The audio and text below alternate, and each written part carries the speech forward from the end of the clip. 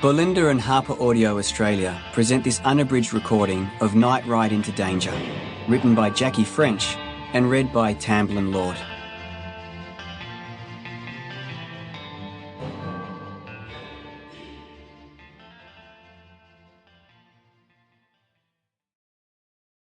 Dedication.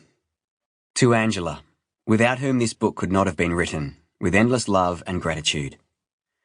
To the Brisbane turkeys, who stalked me in a friendly kind of way during COVID lockdown. And with grateful thanks to Norm Whitfield for his memories of Braidwood coaching days, and to Eddie Nomchong, who lent me a router so this book could be finished, and who continues the tradition of his family's generosity that inspired part of this book. Because, of course, the Nomchongs of Braidwood would have offered hospitality to a Miss Lee. The Lights of Cobb and Co. Henry Lawson, 1900.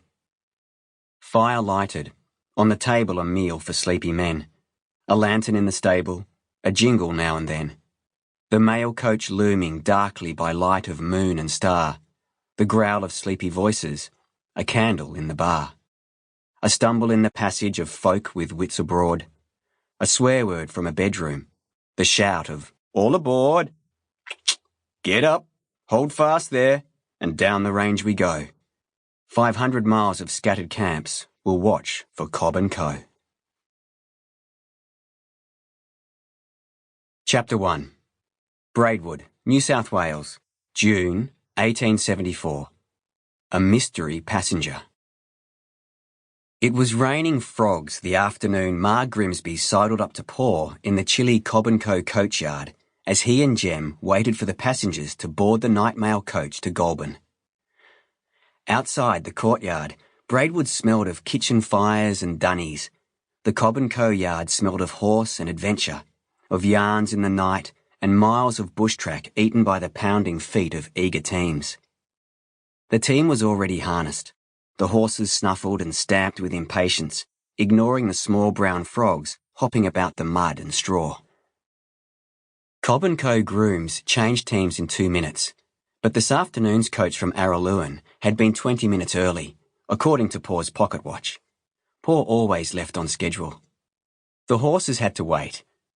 They were the team Paw always used on this first leg of the night mail to Goulburn, 3 leaders at the front and 2 horses on the pole.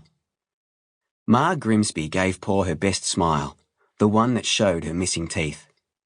"There's something strange about one of your passengers tonight," she whispered, her bonnet dripping in the drizzle. Paw shrugged, a tall figure in his oilcloth cloak and hat, his eyes on the horses. Jem grinned. A strange passenger? Every Cobb and Co coach carried someone strange. Gold miners who'd made their fortune but never changed their underwear, or that squatter who kept a tame rat in his hat. And the stories they told. "Terrible strange," hissed Ma. "Enough to shiver in your boots." Paw still didn't answer. "What sort of strange?" demanded Jem, to get rid of her. "I'm not telling secrets to a whippersnapper like you," snapped the landlady. She edged closer to Paw and tapped her nose. "I knows what I knows.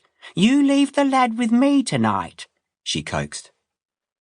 Ma Grimsby owned the lodgings where Jem and Paw stayed between shifts at the Braidwood end of the Braidwood to Goulburn run. She'd been trying to get Paw to notice her ever since her husband had tripped and broken his neck falling down the cellar stairs. But if Paw married again, it wouldn't be to a skinny hen like Ma Grimsby, who served watery mutton stew for breakfast, dinner and supper, and whose last husband might have fallen down the stairs, but might just as easily have been pushed. Paw still said nothing. Paw never said much. When the brown snake had peered down from the coach roof last summer, Paw had just grabbed it behind the head and flung it under the wheels before it had time to strike. All Paw said was, "Ain't Pete, it's fair."